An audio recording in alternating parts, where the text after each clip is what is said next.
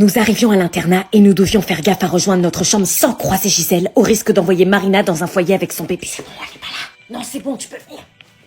Moi, je dis que c'est pas une bonne idée. Chut, faut pas que Gisèle nous entende. Et vous vous rendez compte de la merde dans laquelle on s'est mise? Comment on va cacher un bébé? Je vous dis que ça va le faire. Elle a raison, on peut pas la garder à l'internat. Si quelqu'un te crame, t'es morte, Marina. Tu veux que j'aille où? Dans un foyer de jeune maman plutôt crever?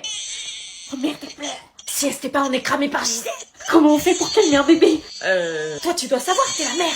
Je sais pas, vous êtes les tatas, vous êtes censés m'aider. Faut qu'elle arrête de pleurer, Marina. Je sais pas comment faire. Bon, je vais voir sur YouTube. Mais elle a sûrement faim, donne ton boobs.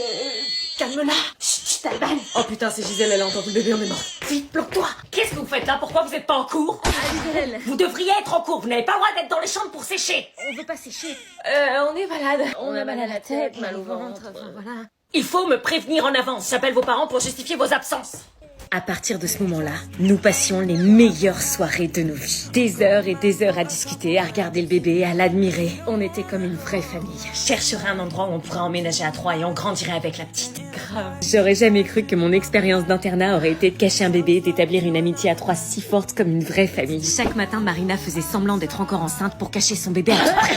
Nous entrions alors dans une longue mission commando. Sous aucun prétexte, aucun indice ne devait fuiter, au risque de détruire notre amitié et notre avenir. On se relayait à la cantine pour ne jamais laisser Alban toute seule.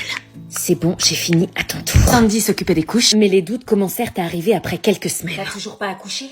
Non, toujours pas. Ça commençait à devenir anormal, presque préoccupant qu'elle n'ait toujours pas accouché aux yeux des autres. Allez, je vous laisse, je dois finir mes devoirs. Depuis quand tu fais tes devoirs? Depuis jamais.